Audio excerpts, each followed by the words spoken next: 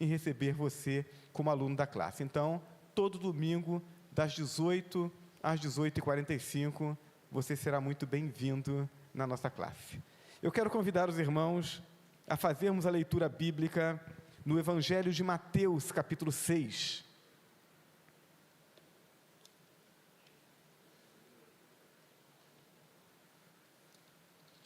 Mateus, capítulo 6, é um texto bem conhecido nosso, mas a gente tem sempre essa expectativa de que, como a Bíblia, palavra de Deus, ela é viva e eficaz, a gente tem sempre essa expectativa de que o texto, que tem uma única interpretação, texto bíblico não tem várias interpretações, cada texto bíblico tem apenas uma forma de ser interpretado, mas ele tem sempre múltiplas aplicações, dependendo do momento que nós estamos vivendo, dependendo do desafio que nós temos. Então eu quero compartilhar com você Mateus 6, versos 31 a 34, e eu quero pensar com você nessa manhã sobre o tema comprometidos com o reino de Deus.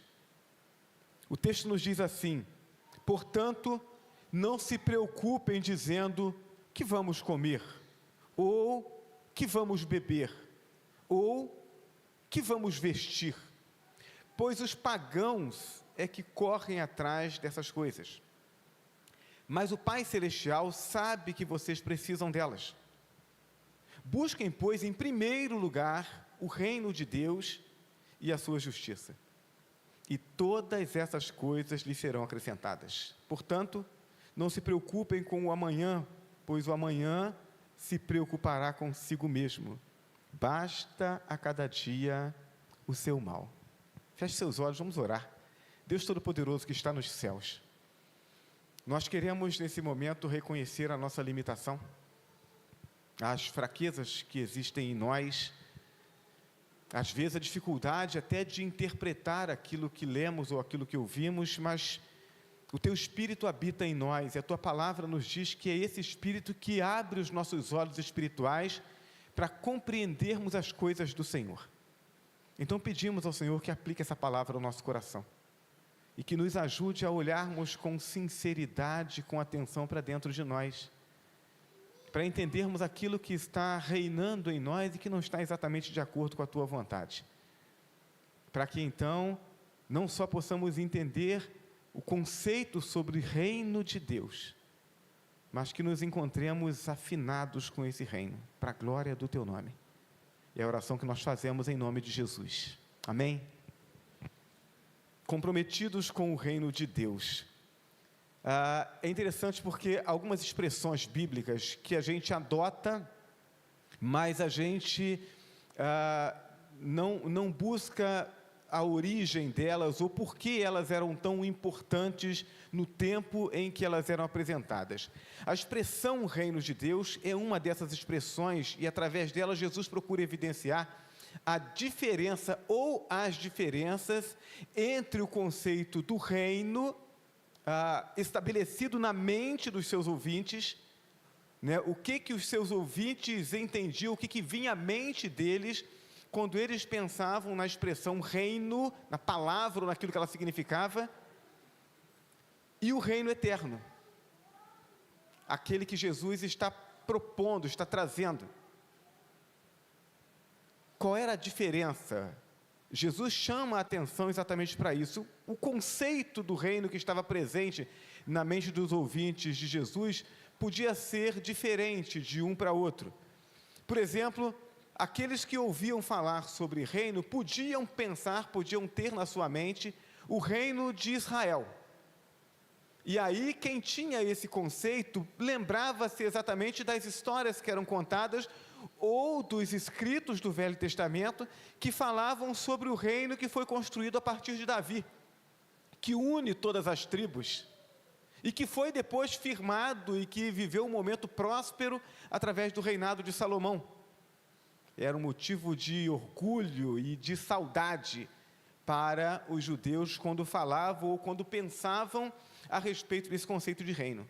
algo que o templo, onde eles se reuniam, e a própria religião judaica, a prática da religião, ajudava a manter vivo na mente e no coração do povo. Então, essas pessoas, quando pensavam em reino, pensavam no rei Davi, no rei Salomão, naquilo que foi construído, no momento próspero do povo, e sentiam alegria, orgulho e saudade. Outros poderiam ter em mente o reino que governava a Judéia.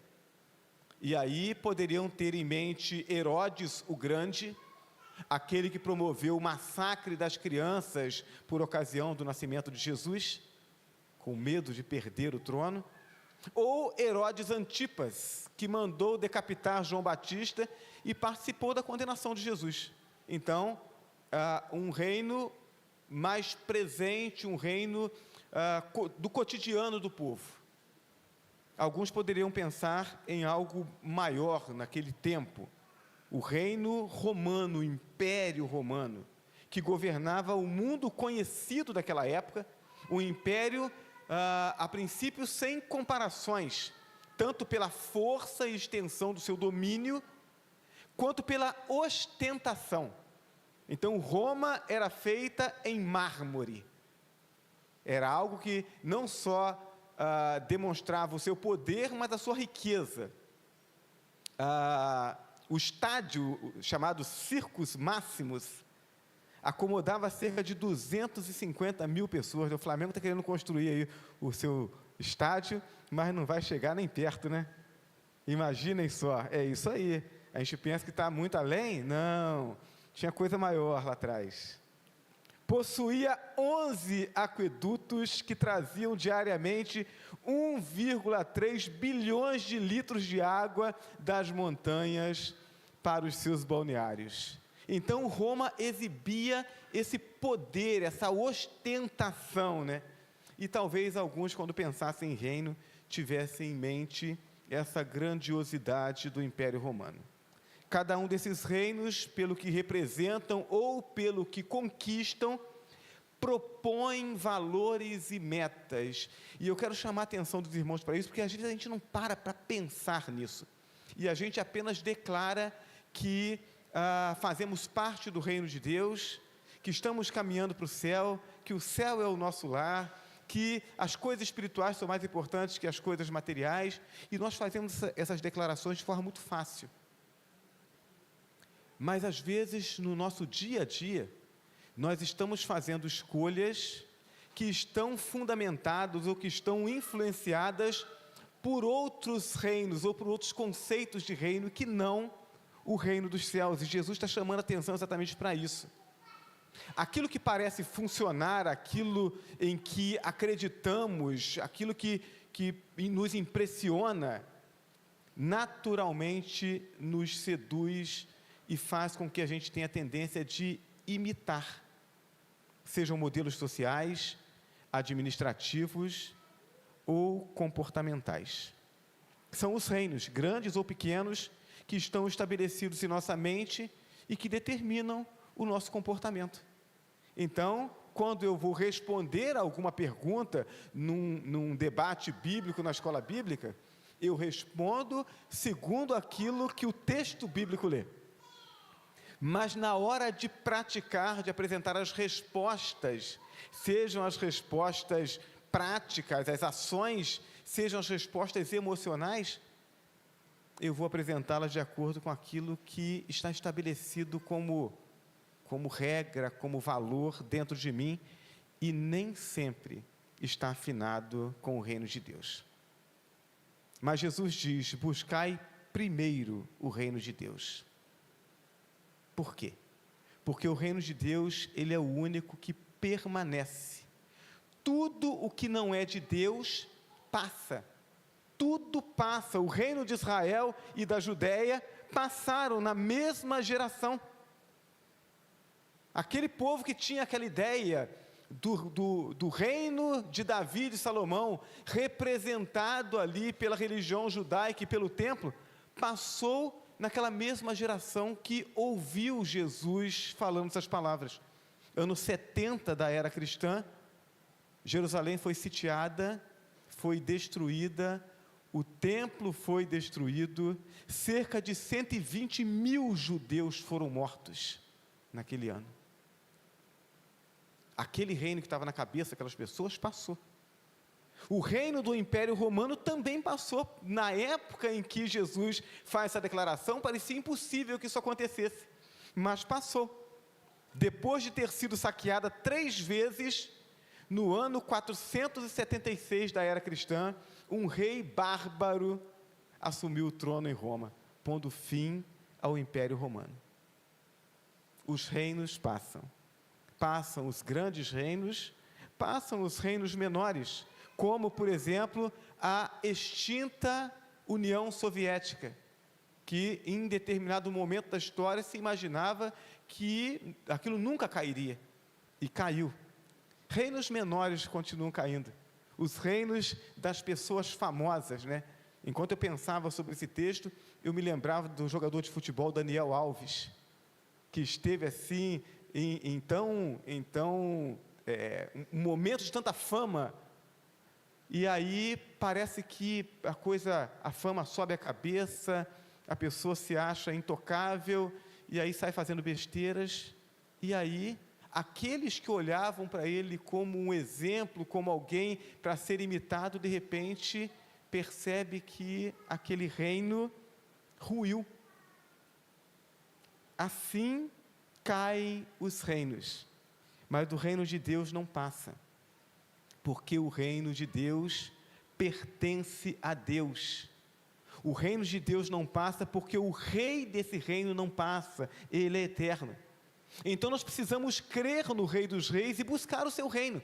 É isso que Jesus está propondo, e é isso que a gente precisa, quando lê esse texto, não ter pressa nele. Por que Jesus está trazendo esse discurso? Por que essa palavra permanece e ela é preservada até hoje, para que nesse primeiro dia do mês de setembro de 2024, a gente esteja aqui reunido na igreja do Granbury, lendo e meditando sobre esse texto? Por que Deus permite ou planeja que isso aconteça? Deus quer tratar o nosso coração. Busquem, pois, em primeiro lugar o reino de Deus, e buscar é escolher.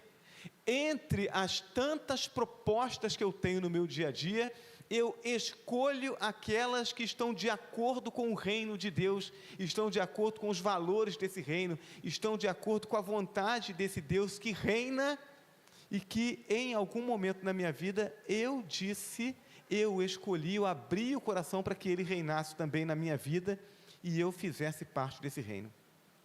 Todos os dias fazemos muitas escolhas. O que é que nós temos buscado? Temos buscado o reino de Deus? Então vejamos, primeiro, a Bíblia nos propõe priorizar o reino de Deus, mas o mundo ao nosso redor nos propõe priorizar alimento, roupa, segurança. E veja, não é errado buscar essas coisas. Quando Jesus ele dá essa palavra aos seus ouvintes, ele diz: o Pai Celestial sabe que vocês precisam. Então, buscar o alimento, buscar a roupa, buscar a segurança, não é errado. O que Jesus está dizendo é o seguinte: isso não pode ser prioridade na sua vida, porque se for prioridade, você vai sacrificar os valores do reino, você vai colocar Deus em segundo lugar. Portanto, eu lhes digo, não se preocupem com as suas próprias vidas, quanto ao que comer ou beber, nem com seus próprios corpos, quanto ao que vestir. Não é a vida mais importante do que a comida, e o corpo mais importante do que a roupa? Jesus está dizendo, não tem problema nenhum em você querer ter comida, ter roupa, ter segurança, ter uma casa, ter um carro para você se locomover, poder socorrer sua família, poder facilitar a sua vida. Não tem problema nenhum nisso, mas quando você prioriza isso, em determinados momentos na sua vida, você vai ter que sacrificar os valores do reino de Deus. Se a suposta segurança, que o dinheiro, que o emprego, que a despensa abastecida, se a suposta segurança que essas coisas podem dar, elas forem mais importantes, então, em algum momento, eu posso ser colocado em xeque quanto a agir de forma contrária aos valores morais, bíblicos, para poder manter o meu emprego. Então, se essas coisas forem mais importantes, eu vou sacrificar a vontade de Deus, eu vou negociar com o pecado, e aí eu não estarei buscando o reino de Deus. Jesus está dizendo, Deus não promete a riqueza para você, mas Ele promete que o necessário para a manutenção da sua vida, e para que você seja feliz fazendo a vontade dEle, isso Ele garante que você terá. Então, é preciso priorizar o reino de Deus. Segundo, a Bíblia diz que devemos cuidar do nosso corpo. 1 Coríntios 3, verso 16 diz, vocês não sabem que são o santuário de Deus, e que o Espírito de Deus habita em vocês, então o seu corpo precisa ser cuidado. Essa semana eu conversava com duas irmãs, membros de nossa igreja, que estão terminando o curso de nutrição. E eu disse, que bênção, gente, vamos aprender a comer melhor, vamos aprender a comer de forma mais saudável. Tem jeito de ter prazer em comer e sem comer aquilo que é ruim. A gente pode ter mais saúde, eu preciso cuidar do meu corpo. Eu não sei quanto tempo Deus quer me dar de vida, mas eu quero ser útil ao reino dEle o máximo possível. Então eu preciso me alimentar bem, preciso me exercitar bem, eu preciso cuidar do meu corpo. Mas a cultura, ela propõe algo mais do que apenas cuidar do corpo. Ela propõe padrões que devem ser buscados com dietas, com academia, fita métrica, dipômetro, e aí pronto, entrou a crise. E aí não só as pessoas às vezes comprometem a sua saúde física e emocional por conta desses padrões, mas elas também permitem que isso consuma o seu tempo, que gere ansiedade e promova a rejeição daqueles que não se enquadram aos padrões. Então, qual é a medida que o adipômetro tem que marcar ali? Opa, colocou, passou da medida, não, você está fora. Isso gera ansiedade, isso separa as pessoas. Olhem para as aves que não se preocupam com a própria aparência. Olhem para os lírios, que são belos pelo que são. A ocupação deles é fazer aquilo que Deus programou para eles fazerem. E eles não sofrem ansiedade por causa disso. Terceiro, a Bíblia diz que devemos trabalhar. O trabalho não é pecado. A gente ouve essa piada, a pessoa fala assim, meu Deus do céu, quem foi que inventou o trabalho, Quem inventou o trabalho foi Deus. Quando Deus colocou Adão lá no jardim, Ele disse, cuide, é trabalho. O pecado fez o trabalho ficar sofrível, fez com que a gente tenha dores por causa do trabalho, mas o trabalho vem de Deus, o trabalho é bom.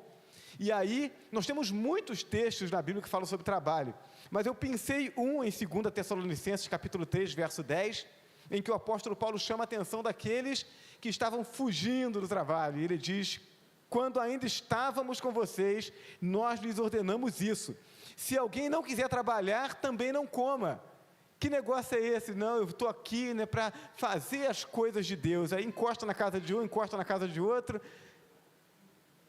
Então, é preciso trabalhar, trabalho faz bem, mas a cultura quer que nós sejamos escravos do trabalho, como se ele tivesse um sentido em si mesmo. Trabalha, você precisa mostrar para os outros que você trabalha, você precisa mostrar para os outros que você conseguiu uma promoção, você precisa mostrar para os outros que você ganha bem. Trabalha para você poder mostrar para os outros que você está juntando dinheiro para poder fazer uma viagem, e trabalha mais, ocupa todo o seu tempo com trabalho. Nessa visão, todo o tempo deve ser preenchido, todo o tempo deve ser produtivo. Não posso ter tempo sobrando, meu tempo tem que ser para o meu trabalho. Essa visão não é de Deus. Deus não se cansa. Mas ele fez o mundo em 6 dias e descansou no 7º, para nos dar o exemplo de que nós precisamos descansar, que a vida não é só trabalho. Então, nessa visão diabólica de se dedicar demais ao trabalho, não dá tempo para pensar em Deus, porque eu levanto cedo demais para ir para o trabalho, e aí não dá para fazer devocional. Eu saio de casa, mas ainda não acordei, né? Eu vou acordar umas 2 horas depois que eu estou no trabalho, vou assim no piloto automático, e eu chego em casa tão cansado e tão tarde, que eu não consigo dar atenção ao estudo, então eu não tenho vida devocional, porque eu só trabalho. Não dá para poder viver essa alegria da comunhão com Deus, da comunhão com os irmãos, da comunhão com a família, porque eu só trabalho. Não dá para aprender com os lírios, que nem sequer trabalham, mas cumprem o propósito de Deus. No início da minha carreira profissional, recém-formado em engenharia, trabalhando numa fábrica de papel lá em Guapimirim, entrando 6 horas da manhã no trabalho, saindo 8, 9 da noite, uma empresa que dava muita manutenção, muito problema, precisando estruturar toda a parte de manutenção, e ainda instalando máquinas novas, uma correria terrível. E aí um dia, meu gerente, sentado comigo, falou assim: rapaz, a gente às vezes está tentando encontrar soluções para alguns problemas aqui da empresa, enquanto está aqui dentro, e a cabeça está tão cheia que a gente não consegue. Mas a gente vai para casa, aí chega em casa, senta lá no sofá, a gente volta a cabeça aqui para a empresa, e de repente a gente descobre a solução. Eu olhei para ele, e eu falei: esse indivíduo está louco. Eu estou levantando 5 da manhã para estar às 6 no trabalho, estou saindo 8, 9 da noite, mal estou dando tempo para minha esposa, era recém-casado, e ele quer que eu chegue em casa e fique pensando na empresa. A visão de trabalho é outra. O trabalho, ele precisa proporcionar qualidade de vida para mim e para minha família, e não me roubar da minha família e da minha vida. A gente precisa atentar para isso. O trabalho é bom, mas ele cumpre uma função. O reino de Deus é prioridade, então meu trabalho tem que se ajustar a isso. A Bíblia nos apoia ao comprarmos o que devemos comprar. A Bíblia não diz que eu tenho que viver com o mínimo. Eclesiastes 9, verso 7 diz: portanto, vá, coma com prazer a sua comida, beba o seu vinho de coração alegre, pois Deus já se agradou do que você faz. Você pode, terminando o culto aqui, você pode passar no restaurante, comer uma comida gostosa, faça isso. Você pode separar nas férias, fazer uma viagem com a sua família, dar um passeio, faça isso. Você pode ter um bom móvel, um bom carro, tenha. A Bíblia não proíbe isso, não. Mas a cultura diz que nós devemos comprar não só aquilo que nós precisamos, mas devemos comprar tudo aquilo que nós ainda não temos. E aí não é uma questão de necessidade, é uma questão de ter. Eu preciso comprar tudo que eu ainda não tenho e que alguém já tem, principalmente se esse alguém que tem é um parente meu. Ele tem uma televisão maior que a minha. Como é que pode isso? Eu tenho que ter uma televisão igual a dele. Se é meu parente, se é vizinho, se é um amigo, se ele tem alguma coisa que eu não tenho, não, eu preciso ter também. E aí o que acontece com isso? O que acontece é que por mais que eu trabalhe, não sobra dinheiro. O dinheiro está sempre faltando, porque está sempre faltando alguma coisa para comprar. E aí, como não deu para comprar à vista, eu parcelo e eu comprometo o meu orçamento para o resto do ano. E aí eu não sou mais senhor do meu dinheiro. E aí nossa promotora de missões, vem aqui na frente e compartilha conosco desafios do campo missionário. E o meu coração arde, eu digo: Senhor, eu preciso participar disso, eu preciso ajudar. Mas como é que eu ajudo? Eu não ajudo porque o meu dinheiro foi todo nesse consumismo. Busque em primeiro lugar o reino de Deus. É esse o desafio. Número 5, a Bíblia diz que somos pessoas diferentes, com potenciais e ritmos diferentes, e que devemos dar o nosso melhor para Deus, e que o nosso melhor não é igual ao melhor do outro, mas tem que ser o nosso melhor. Mateus capítulo 25, verso 15, a um deu 5 talentos, a outro 2, e a outro 1, a cada um de acordo com a sua capacidade. Em seguida partiu de viagem. O texto está falando sobre aquela parábola dos talentos. O Senhor distribui diferente número de talentos para os diferentes servos, e o texto diz, de acordo com a sua capacidade. A minha capacidade não é igual à sua capacidade. Eu posso ser muito bom em alguma área que você não é, e eu posso ser péssimo em outra que você é excelente. Nós somos pessoas diferentes, e a Bíblia nos desafia a servirmos a Deus com o nosso potencial, no ritmo que a gente dá conta, fazendo o nosso melhor, tendo consciência que estamos dando o nosso melhor para Deus. Mas a cultura ao nosso redor, ela diz que podemos e devemos ser melhores que os outros, e aí o meu trabalho, o meu esforço não é para fazer o melhor para Deus, mas é para ser melhor que o outro irmão, para que as pessoas vejam que eu sou melhor. O que isso produz? Isso produz soberba, para aquele que consegue fazer mais que o outro. E mais o que produz? Produz humilhação, baixa autoestima e até inveja, daquele que não conseguiu fazer tanto quanto o outro. Ao invés de fazermos o nosso melhor para Deus, nós queremos impressionar as pessoas, nós queremos fazer melhor que o outro, queremos ter essa sensação, esse sentimento de merecimento. Eu mereço mais do que o outro, porque eu faço mais do que o outro. E isso faz com que, ao invés de nos enxergarmos como semelhantes, como parceiros de caminhada, nos enxerguemos como adversários ou como inimigos. Isso é terrível.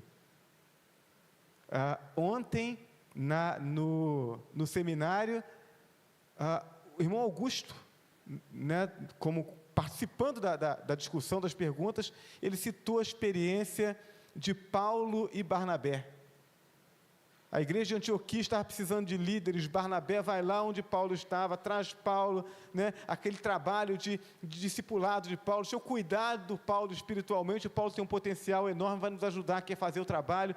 Depois vão na viagem missionária, e aí Barnabé está liderando o negócio. Mas Paulo tinha um potencial muito maior que o de Barnabé. E aí Paulo logo começa a se destacar.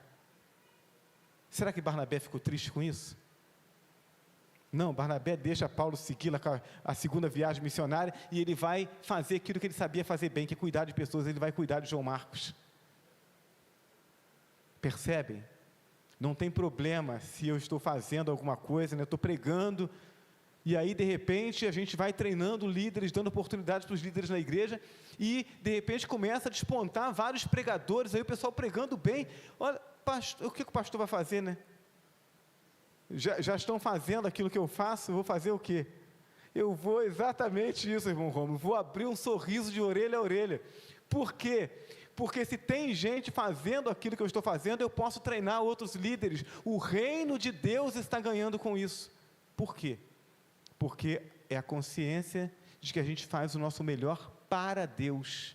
A gente não quer ser melhor do que os outros. É sobre isso que Jesus está falando quando ele diz: busque em primeiro lugar o reino de Deus. Se a gente busca em primeiro lugar o reino de Deus, só há lugar para alegria. Em sexto e último lugar, a Bíblia diz que devemos orar com fé e esperarmos em Deus até que Ele haja. Por quê? Porque o reino é dele. O reino não é meu e não é seu, para que a gente tente convencer Deus de abençoar alguma coisa que é nossa. O reino é dele, nós estamos apenas servindo a Ele. Salmo 62, verso 5, descanse somente em Deus, ó minha alma, dele vem a minha esperança. Descansa em Deus, Deus está no comando, Ele não perdeu o comando, Ele não perdeu a direção, Ele não perdeu o controle do mundo que Ele criou. Descansa em Deus, é isso que a Bíblia nos apela. Mas a cultura da ansiedade, presente inclusive dentro das nossas igrejas, sugere que podemos apressar os passos de Deus. Senhor, o Senhor está muito devagar, Senhor, tem que resolver isso rápido, né? Como é que faz? Não, vamos participar de um curso, de um seminário que ensina a apressar Deus. E aí você tem que falar mais alto, porque Deus talvez não esteja ouvindo. Você tem que levantar o dedo para o céu e determinar. E aí a gente vai vendo igrejas caminhando nessa direção, querendo manipular Deus, querendo colocar Deus contra a parede, fazendo algum tipo de sacrifício, como se isso fosse mudar a história. Isso nos coloca na condição de senhores e não de servos. Jesus diz: busque em primeiro lugar o reino de Deus. Qual é a palavra, né, que diz respeito a Deus, que está intrínseca nesse texto? A palavra que está intrínseca aqui é o nome que Abraão deu para Deus, né, quando viveu a experiência de que ele ia sacrificar o seu filho, e Deus providencia um outro sacrifício. E aí Abraão diz: Jeová Jirê, o Deus que provê. Jesus está dizendo: o Deus que vocês servem é o Jeová Jirê, é o Deus provedor, é o Deus que vai prover o alimento, é o Deus que vai prover a vestimenta, é o Deus que vai prover a segurança de vocês, é o Deus que vai prover o cuidado emocional, que vai prover o companheiro de jornada, é o Deus que vai prover os recursos no momento que eles forem necessários, é o Deus que, sobretudo, vai prover a alegria e a satisfação no coração de vocês. Por isso, vocês não podem priorizar outra coisa, vocês precisam priorizar o reino de Deus, porque ali há, de fato, segurança. O mundo em que vivemos está dominado pela ansiedade, que é produto de diferentes modelos de reinos humanos, e a gente precisa se vacinar contra isso, irmãos. Jesus está dizendo: olha, tem gente que se preocupa realmente com isso, né? Com o que vai comer amanhã, no mês que vem, no ano que vem, o que vai investir, como é que vai conduzir a vida, se vai estar em segurança ou não. Ele diz: essas preocupações, elas são lícitas. Para quem? Para os pagãos, para aqueles que não conhecem a Deus. Se eu não conheço a Deus, bom, então o negócio é comigo mesmo, não tenho com quem contar, então eu preciso me assegurar. Agora, se eu conheço a Deus, eu sei que esse Deus é o Jeová Jirê, eu sei que esse Deus é o Deus que cuida de mim, não, então eu não preciso me preocupar. Não se preocupar não significa não planejar. Eu planejo a minha aposentadoria, eu planejo o meu envelhecimento, né? Já disse, estou cuidando da alimentação. Nessa semana que passou, já fiz uma caminhadazinha. Vamos tentar instalar alguns bons hábitos. Por quê? Porque eu estou planejando envelhecer com mais saúde. Planejar é saudável. Se preocupar não é saudável. Deus está cuidando de mim, Deus está cuidando de nós. Somos chamados para buscarmos o reino de Deus e a sua justiça em primeiro lugar.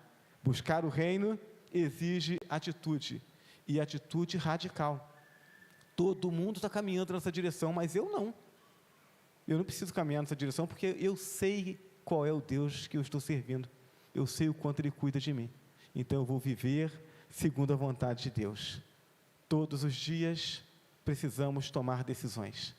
Todos os dias seremos confrontados com a possibilidade de escolhermos segundo a maioria, escolhermos segundo a moda, escolhermos de modo que as pessoas nos aplaudam por aquilo que estamos escolhendo, ou escolhermos fazer a vontade de Deus, que talvez não seja a decisão mais popular, talvez não seja a decisão que faça com que recebamos aplausos, talvez seja uma decisão que aos olhos humanos até esteja nos colocando em risco. Mas se entendemos que é a vontade de Deus, decidimos por ela e estamos seguros. Que Deus, portanto, nos ajude a fazermos essa análise, a darmos aquela olhada sincera para dentro de nós. Quais são os valores que estão plantados aqui dentro? O que tem determinado os meus sentimentos? Me senti inseguro diante de determinada situação. Por que eu me senti assim? Aonde está posta a minha segurança com relação a essa questão específica? Por que eu estou agindo ou me sentindo dessa forma? Para que a gente entenda o que está reinando dentro de nós, no lugar do reino de Deus. E a gente possa, então, colocar isso diante do Senhor, mudar esses parâmetros e sermos felizes e vivermos em paz enquanto servirmos a Deus. É certamente essa a vontade de Deus para mim e para a sua vida, que possamos viver assim em nome de Jesus. Amém? Coloque-se de pé, vamos orar ao Senhor. Santo Deus e Pai que está nos céus, queremos agradecer ao Senhor pela oportunidade de podermos ler a Tua Palavra e de trazermos à nossa mente essas reflexões. Talvez, enquanto falamos, enquanto ouvimos, enquanto pensamos sobre cada um desses pontos, temos identificado algumas coisas em nós que estão produzindo insegurança, que estão produzindo medos, ou que estão nos impedindo de caminhar na direção que o Senhor tem proposto. E isso tem acontecido porque os nossos valores não são exatamente os valores do Teu reino. Senhor, nós te pedimos em nome de Jesus, que nos ajudes a mudar isso. Nós sabemos que estamos seguros em Tuas mãos e que estaremos eternamente com o Senhor. Mas sabemos que o Senhor quer mais do que isso para nós. O Senhor quer mais do que apenas garantir um lugar eterno ao Teu lado, depois da nossa morte ou depois da volta de Jesus. O Senhor quer que nós vivamos a alegria da Tua presença e da paz que vem do Senhor aqui e agora. E o Senhor quer que, vivendo isso, nós possamos testemunhar esse cuidado, essa paz, essa segurança que vem do Senhor com outras pessoas, para que elas também possam usufruir disso. Então ajuda-nos, Senhor. Nós queremos ser mais do que apenas pessoas identificadas como evangélicos, como membros de uma igreja batista. Nós queremos mais do que apenas termos o compromisso de estarmos dominicalmente participando da escola bíblica e do culto. Nós queremos viver a dependência do Senhor e a alegria e a segurança de estar com o Senhor, de tal maneira que aqueles que convivem conosco desejem isso para suas vidas também. Então toque em nossas vidas, em nossos corações, e ajuda-nos a vivermos assim, a buscarmos em primeiro lugar o Teu reino e a Tua justiça, e descansarmos no fato de que o Senhor cuidará de nós e suprirá as nossas necessidades. Opera assim em nós, Senhor. Nós oramos em nome de Jesus. Amém. Continue de pé, nós vamos adorar o Senhor com mais um cântico.